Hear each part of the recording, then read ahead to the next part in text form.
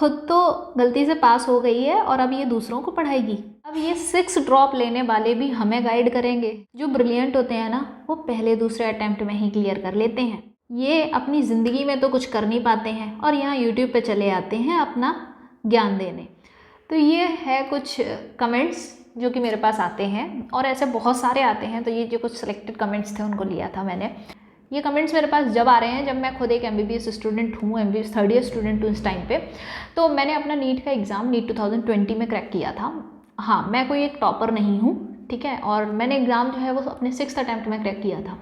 तो पहली बात तो ये कि जो ब्रिलियंट होते हैं वो अपने पहले दूसरे अटैम्प्ट में निकाल लेते हैं। एक्चुअली बात ये है कि जिन्हें सही गाइडेंस स्टार्टिंग से मिल जाती है वो अपने पहले दूसरे अटैम्प्ट में निकाल लेते हैं।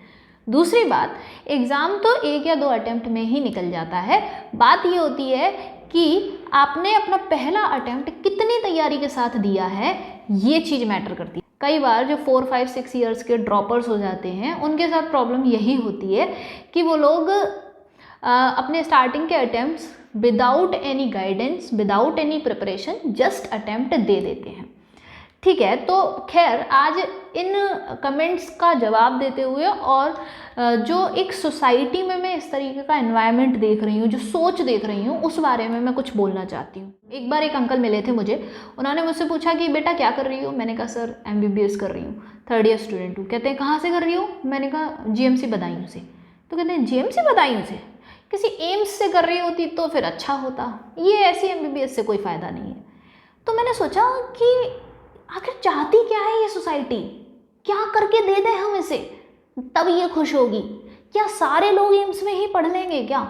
बाकी सब जो बच रहे हैं उनका क्या होगा? वो सारे बेकार स्टूडेंट्स हैं, वो सारे बेकार डॉक्टर बनेंगे, उनकी कोई वैल्यू नहीं है। और सिर्फ जो टॉप मेडिकल कॉलेज में पढ़ रहे हैं सिर्फ वही अच्छे हैं।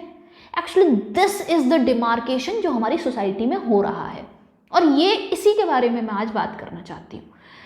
ये बात ठीक है, जिसने टॉप किया ऑब्वियसली उसने बहुत स्ट्रगल किया, उसने अपने बहुत सारे सेक्रीफाइस किए हैं अपनी अर्ली एज पे, तब जाके उसने चीज़ को अचीव किया है। एक तरफ तो आपने MBBS के लेवल पर ही डिफ्रेंशिएशन कर रखा है कि जो टॉप रैंकर्स वाले MBBS वाले हैं वो अच्छे डॉक्टर हैं, जो नॉर्मल रैंक वाले हैं, नीचे की रैंक पे MBBS ले रहे हैं, वो बेकार डॉक्टर हैं।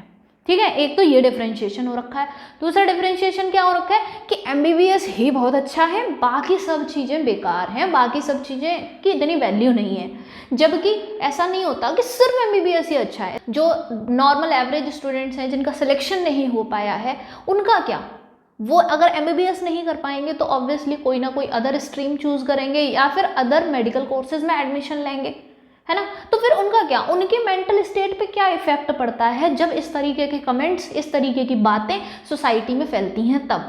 और इन सब का इफेक्ट सिर्फ एंट्रेंस क्लियर करने तक नहीं रहता है। इन सब का इफेक्ट एंट्रेंस क्लियर करने के बाद जब कॉलेज में आते हैं और फिर जब वर्किंग में आते हैं तब भी पड़ता है।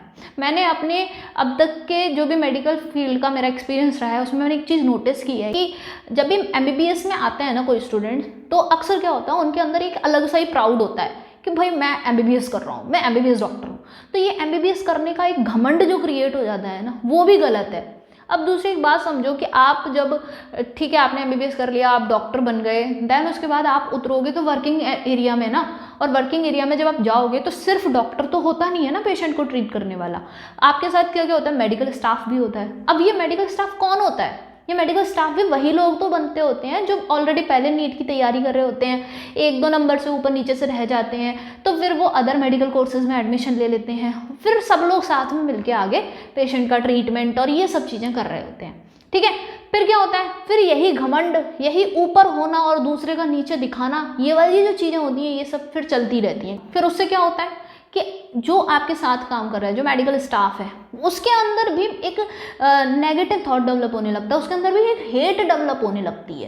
कि आप कभी भी किसी भी एक चीज़ को इतना ज़्यादा ओवर हाइप मत बनाओ कि आप दूसरी और चीज़ों को क्रिटिसाइज करते जाओ और उसका लेवल नीचे गिराते जाओ। मतलब मैं जब नीट की प्रिपरेशन कर रही थी 2018 वाले अटैम्प्ट में मेरे को BAMS मिल रहा था, तो उस टाइम पे एक अंकल आए मेरे घर पे और वो कहते हैं कि अरे BAMS, अरे वो तो चूरन चटनी वाले होते हैं।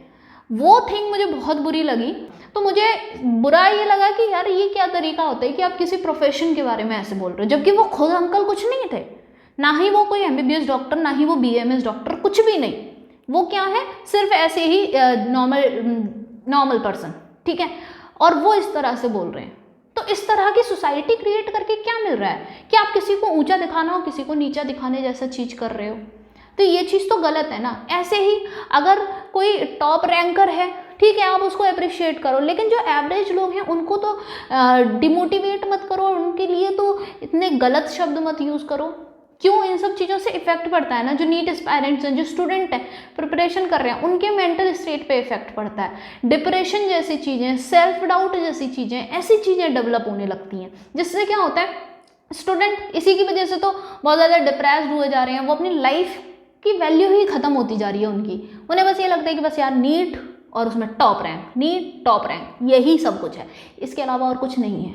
लेकिन ये सब गलत है ना। ये सब एनवायरनमेंट ऐसा क्रिएट करना गलत है। मैंने भी जब खुद यूट्यूब चैनल खोला और मैंने अपने बारे में हर चीज़ ओपन रखी, फिर उसके बाद जब इस तरह के कमेंट्स आए तो फिर मुझे भी लगा कि यार मेरे पास है ही क्या ऐसा जिसकी बेसिस पे मैं स्टूडेंट्स को गाइड करूँगी, है ना मेरे पास कोई टॉप रैंक है, ऊपर से मैं तो इतने सालों की फेलियर और हूँ, तो मैं क्या गाइड करूँगी। और लोगों के कमेंट से मैं भी ऐसी सोचने लगी अपने बारे में। फिर धीरे धीरे मुझे रियलाइज़ हुआ कि मेरे पास जो है वो एक्सपीरियंस है, मतलब मैं ये जानती हूँ कि किस तरीके से सेलेक्ट होते हैं और किस तरीके से सेलेक्ट नहीं होते हैं। मैं ये जानती हूँ कि जब आपका वो असफलता वाला फेज चल रहा है तब किस तरीके से अपने दिमाग को नॉर्मल रखा जाता है। कुछ टाइम पहले मेरे को एक लड़की मिली थी, उसने नीट 2023 क्रैक किया था और उसकी 6000 रैंक थी। मैंने उससे कहा कि यार तुम्हारी तो बहुत अच्छी रैंक आई है, तुम्हें तो अच्छा कॉलेज मिल जाएगा। और वो बहुत सैड थी, बहुत उदास। और वो कहती है कि क्या दीदी, क्या ये रैंक है, कोई मेरे को पूछ ही नहीं रहा है। यही टॉप 100 रैंक आई होती ना तो लोग वैल्यू करते मेरी, अब तो कोई पूछ नहीं रहा है, फालतू बेकार है। मतलब 6000 रैंक लाने के बावजूद भी वो खुश नहीं है अपनी लाइफ से। तो अगर कोई टॉप करता है तो डेफिनेटली उसे अप्रिशिएट करो, उसने डेफिनेटली अप्रिशिएशन वाला काम किया है। लेकिन जिसने टॉप नहीं किया, जो एवरेज पे रहा है या फिर जो सिलेक्ट नहीं हो पाया है, तो कभी भी उसे इतना नीचा मत दिखाओ कि उससे ये फील होने लगे कि उसने तो अपनी लाइफ में कुछ अचीव ही नहीं किया, उसने कुछ मेहनत ही नहीं की, है ना। उसके लिए भी 2 शब्द पॉजिटिव बोल दो।